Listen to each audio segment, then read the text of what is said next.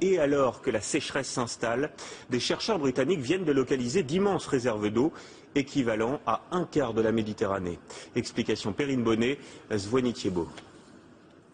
C'est le fléau de l'Afrique, ce paysage aride d'un continent qui semble depuis toujours maudit par la météo. Vu du ciel, même constat.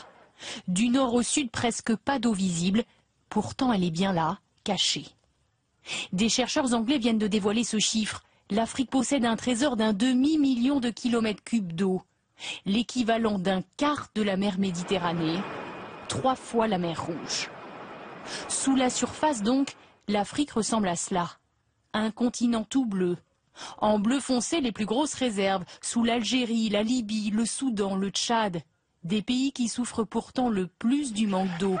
Alors pourquoi ce paradoxe ? Pour ce spécialiste qui coordonne des forages en Afrique, il ne suffit pas de creuser.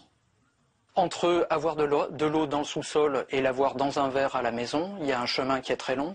Et ce chemin, il passe par l'extraction. L'extraction a un prix. Ce prix, il doit être assumé par la communauté.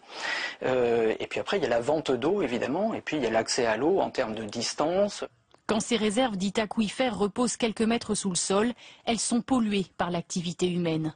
Quand elles se logent plus profond, les infrastructures nécessaires pour extraire l'eau sont lourdes, trop chères.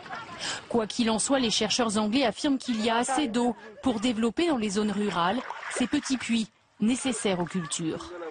Mais nullement de quoi entreprendre des projets pharaoniques, comme celui lancé dans les années 90 par la Libye.